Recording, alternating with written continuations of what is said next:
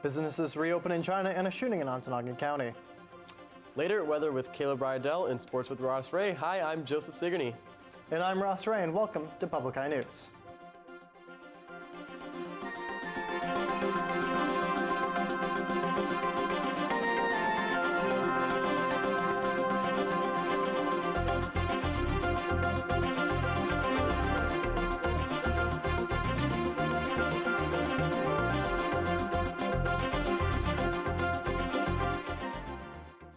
A man has been injured in a shooting that happened yesterday morning in Greenland Township. At 8:35 a.m., the Ontonagon Sheriff's Department and the Michigan State Police responded to a 911 call, finding a 23-year-old Ontonagon man had been shot.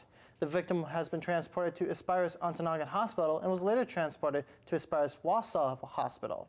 While the extent of his injuries are unknown, the suspect was located by local law enforcement and has been taken into custody.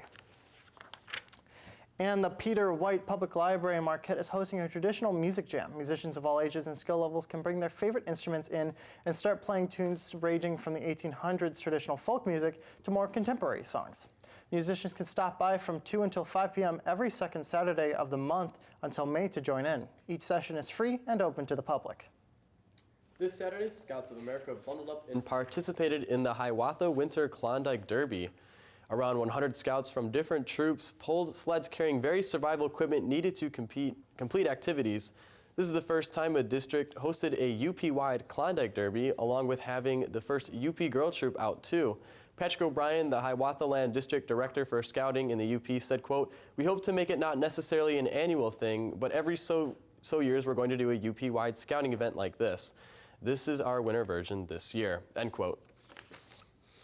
The Rivard family from Negaunee experienced a terrible house fire and explosion that completely destroyed their home on January 31st. Usually Eric Rivard is working for ServPro of the Upper Peninsula, restoring people's homes after disasters. Ironically, Rivard happened to be cleaning another home at the time a fire destroyed his home. But now he and his family need the community's help as they rebuild. People can send donations to the family's GoFundMe page or send funds to an account the family set up at an honor credit unit in Negaunee for direct donations under Jessica and Eric Rivard. And the Negaunee Ice Arena hosted the Westwood High School staff versus student hockey game on Sunday as a fundraiser for the Westwood all-night graduation party in May. All the money raised would be used to buy prizes for graduating seniors that attend the all-night party on graduation night. The students would ultimately win the match, beating the staff to a score of 10-7, as well as raising over $300 worth of donations. And the trial for former Michigan State gymnastics host Kathy Klages is expected to get underway today. Klages was charged with a felony and misdemeanor for lying to investigators in a connection with the sexual assault complaints against former sports doctor Larry Nassar. She denied that she had been told Nassar's sexual misconduct before 2016, specifically of allegations that former gymnast Larissa Boyce had told that Nassar abused her in 1997. Klages is looking up to a sentence of 6 years in prison. And after the break, we'll be back with your national and international news. Stay tuned. Next time on Antiques Roadshow, these treasures are wearable art. This thing weighs at least 50 pounds. This is my grandfather's helmet. He had a friend of his paint this at the end of his service. Find out more next time on Antiques Roadshow from Bonanzaville. Tonight at 8 and tomorrow afternoon at 3. Welcome back. Offices and stores in Beijing and other parts of China finally reopened today after the Lunar New Year break was extended to discourage travel and contain the new coronavirus. But many workers and shoppers appear to stay home. Public health authorities are watching closely to see whether the return of business worsens the spread of the virus, which has infected more than 40,000 people globally and killed over 900, with vast majority of cases being in China. With Beijing being one of the largest cities in the world, there were few signs of activity on the capital streets. The capital's broad avenues were largely free of traffic, and thousands of rental bikes stood in long ranks with hardly a customer. Tourist attractions such as the Forbidden City remained closed, as did schools, and many people worked from home, hoping to avoid crowds. Thailand continues to mourn after the country's worst mass shooting in history. A gunman opened fire at a shopping mall over the weekend, killing 29 people and injuring dozens more. CBS's Gwen Bumgarner reports from London. Volunteers helped clean bloodstains off the street, while others came to pay their respects, just feet from the mall in Thailand where a gunman opened fire on Saturday. This witness says, I can still hear the sound of gunshots in my head and I can't sleep at night. Shoppers ran for cover outside the shopping center. Inside, a gunman went on a rampage, killing at least 29 people and injuring more than 50 others. At a local morgue, a father broke down in tears after confirming his son was one of the victims.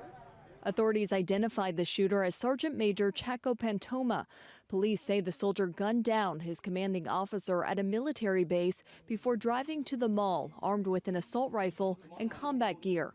He live-streamed parts of the attack and even posted selfies on social media before security forces shot and killed him. People are struggling to make sense of the gun violence, which is rare in Thailand. The whole family, the parents and the little girl, so it's just innocent life. Hospitals have started returning bodies back to the families. The country remains in a state of mourning, with vigils and funerals planned in the coming days. Gwen Baumgardner, CBS News, London. A 16-year-old in Texas was shot by a 15-year-old boy who he had stopped from assaulting another teen just days earlier. Samuel Reynolds, an Arlington High School sophomore, was confronted by the 15-year-old on Thursday afternoon in the hallway of the Pine Woods Apartments in Arlington, Texas, where Reynolds lived. The 15-year-old pulled out a .40 caliber gun and shot Reynolds, who later died on the scene.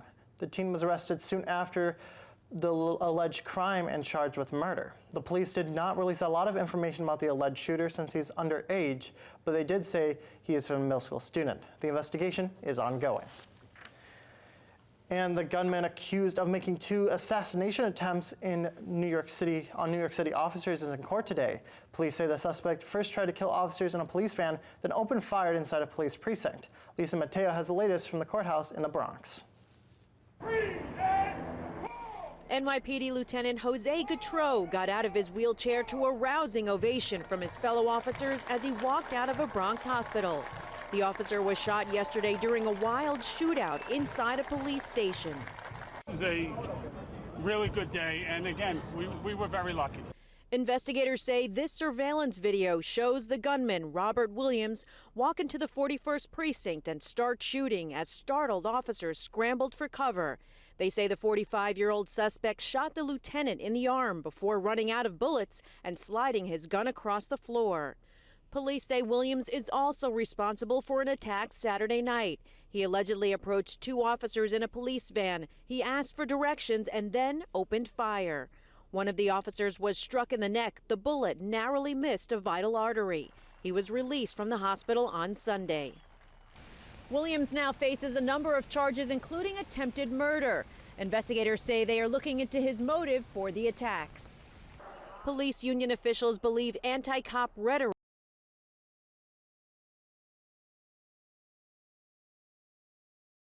And after this break, we'll be back with weather and sports. Stay tuned.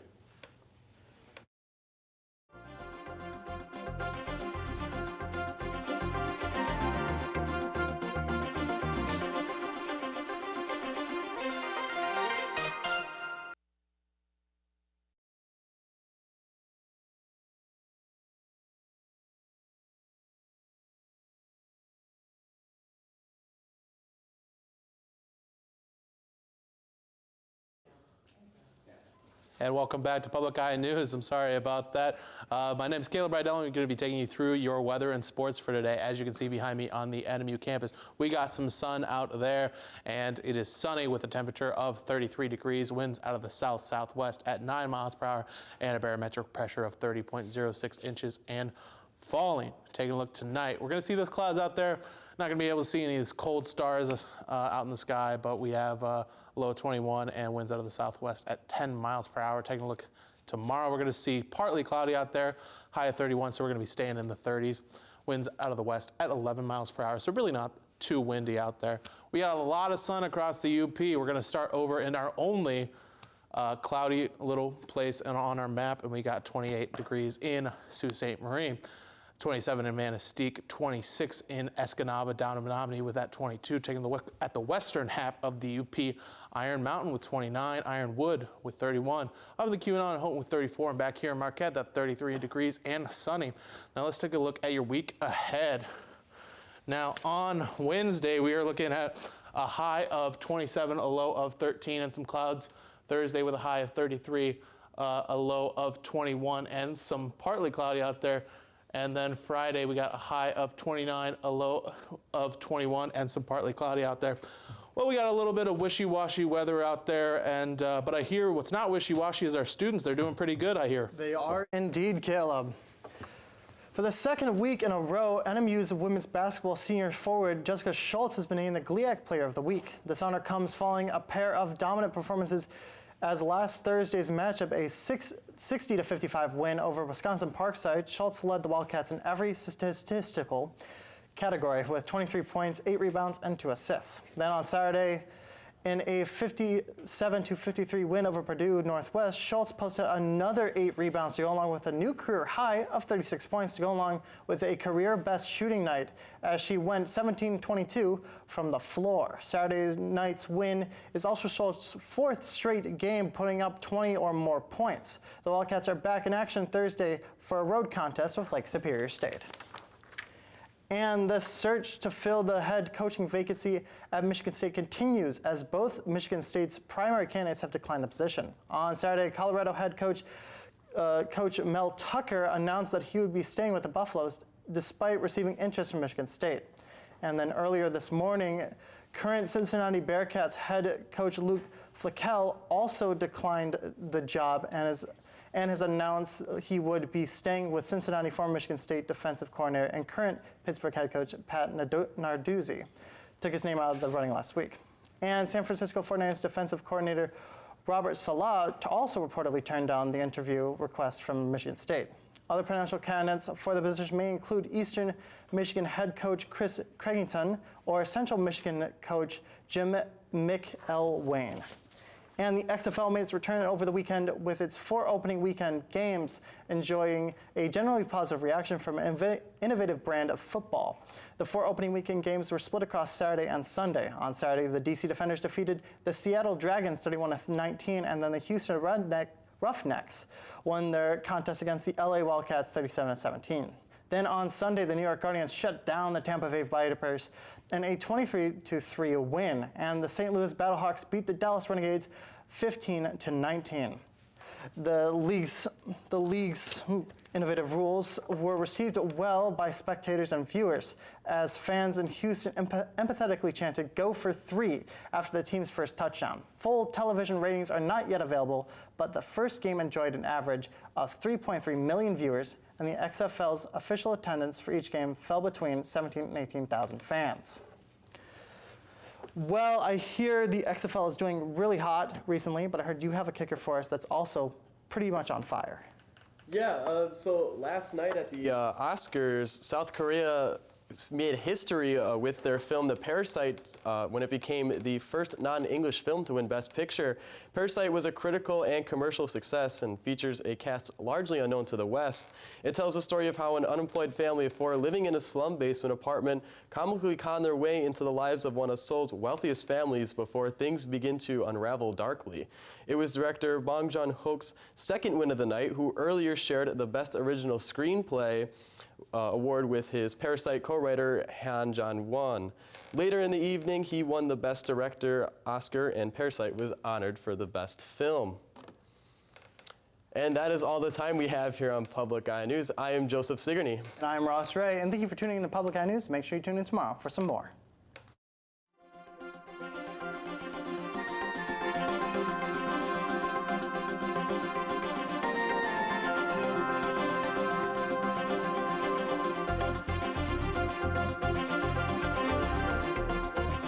The preceding program was produced by WNMU-TV, Northern Michigan University Public Television, in studios located in Elizabeth and Edgar Hardin Hall.